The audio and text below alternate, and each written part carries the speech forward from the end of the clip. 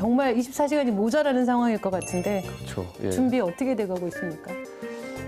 우선 신당이라고 하는 것은 지향점 세우는 게 중요하고요. 어떤 분들과 함께 할지를 설정하는 게 중요한데 정말 많은 분들을 만나고 있고 제가 가장 놀라는 것은 또 제가 보수 계열의 정치인으로 알려진 것과 다르게 정말 중도나 아니면은 때로는 원래 민주당 계열 인사들까지 네. 합류를 결정하시는 분들이 일어나가지고 놀라고 있습니다. 예. 창당 위원장을 맡는다든가 뭐 가칭 개혁신당의 이 당대표 뭐 이렇게 되실 줄 알았는데 정강정책위원장 맡으셨어요? 당이라는 거는 아주 극단적인 얘기를 하자면은 내일 제가 당에서 사라져도 당이 운영될 수 있을 정도로 조직화가 돼야 되는데 사당이 되면 안 되는 거거든요. 네. 그러다 보니까 지금 저희 당에는 뭐 천하람, 이기인 그리고 허은하 의원 같은 저희 동지들도 있고 네네. 근데 그런 사람들도 성장의 기회가 있어야 되거든요. 그래서 이번에 그 셋을 창당준비위원장으로 당 대표 격으로 하고 저는 또 제가 나태해지면 안 됩니다. 실무를 다시 한번 맡아볼 그런 생각이 들어서 정강정책이라는 당을 세우면 헌법 같은 거거든요. 네네. 그걸 정리하는 역할을 하고 있습니다. 이제 공천관리위원회 구성하실 텐데 네. 공관위원장 뭐 염두에 두신 분 계십니까? 저희가 내부적으로 논의하는 분들이 있고요. 네. 지금 저희가 언론인 중에 검토하는 분은 의외로 생각보다 광주와 호남에 의미가 있는 분일 수도 있겠다라는 생각이 지금 불현듯 드네요. 네, 예, 네. 그래서 아마 혹시 그분이 된다면은 네, 제가 네. 또 광주와 호남의 또 시민들에게 설명할 기회가 있을 겁니다. 예. 네. 실제로 여기까지 이렇게 올 거라고 하는 어떤 그 확률 뭐 이런 거는 그렇게 높진 않았다 이렇게 봐도 돼요?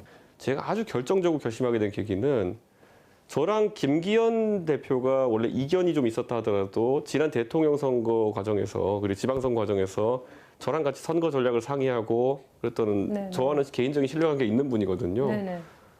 그런데 어느 순간 그분을 쫓아내는데 아무도 이상하게 생각하지 않는 분위기. 예. 왜냐? 권력자를 바라보다 보니까 다 잘못되어 가는 것 같으면서도 그 발언을 하지 못한다든지 좀 분위기가 이상했어요. 그래서 저는 그거 보면서 이건 예전에 이 보수 정당이 겪었던 위기랑은 상황이 다른 위기구나. 네. 싸우지도 않고 이제는 이것을 잘못됐다 생각한다고 말도 못하는구나. 저는 그걸 보면서 가능성이 없다. 그 생각 이후로는 고민이 없었습니다. 그 기존의 어떤 당이 가지고 있는 문제점들을 극복하고 다른 모습을 보여주려면 네. 이 어떤 가치나 철학이 가장 우선인가? 그게 정강 정책에도 어느 정도 반영이 될 거라고 봐요. 그 뭐 틀이 좀 나왔습니까?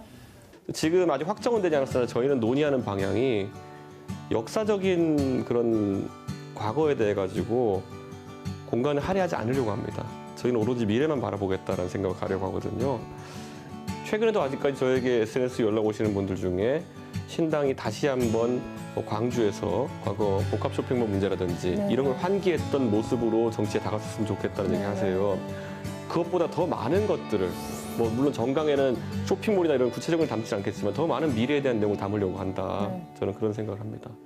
그래서 5.18의 정신을 계승하는 것이 네. 그 정강 정책에 포함되느냐를 다음에 여쭤보려고 했어요.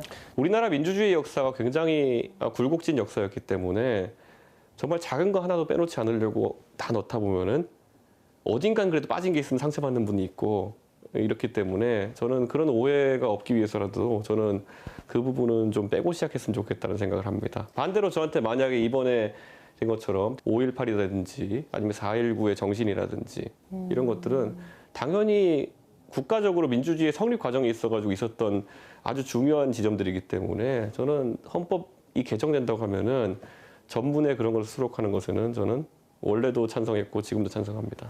이 시점에서 우리가 지금 가장 궁금해하는 거는 이 개혁신당이 창당이 됐는데 호남에선 과연 누가 합류하느냐?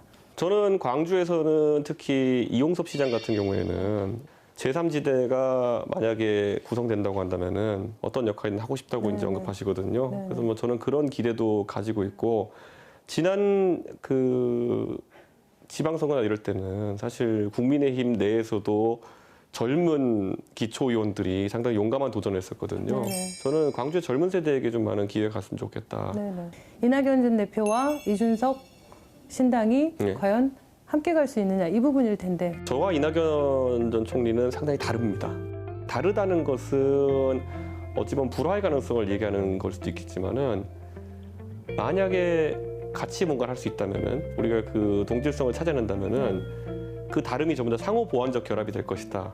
저는 이런 생각합니다. 저 이준석을 바라보면서 솔직하게 젊어서 좋은 것도 있지만은 예를 들어 안정성에 있어서는 만약에 의구심을 갖는 분이 계시다면은 이낙연 총리의 때로는 과해 보이는 신중함이 어쩌면 도움이 될 수도 있을 것이다.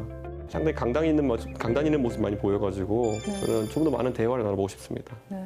이번 총선에서 의석수 얼마나 확보할 수 있느냐 이거하고 연동돼 있어요. 네. 목표 갖고 계시죠? 국민에게 신뢰를 주는 네. 정책을 하기 위해서는 교섭단체가 돼야 된다. 네네. 이런 생각을 하고 있고 그 20석이라는 건 쉬운 목표는 아닙니다. 현재 선거 구조 하에서. 네네. 근데 그것을 달성할 수 있게 국민들이 만약 도와주신다면은 저는 아마 새로운 정치 문화를 보일 수 있을 것이다. 이렇게 생각합니다. 호남에서 몇 석 희망하십니까 이번 총선에서? 저는 저희가 호남의 훌륭한 인재풀들이 이제 앞으로 많이 와주신다면은 저는 당당하게 2당 경쟁을 했으면 좋겠고요. 네. 그리고 그 2당이라 하면 단순히 뭐 호남 출신 인사가 비례대표에 당선된다 이런 문제가 아니라 네. 지역구 당선자를 꼭 냈으면 좋겠습니다. 네. 오늘 말씀 여기까지 듣겠습니다. 고맙습니다. 예, 감사합니다. 네.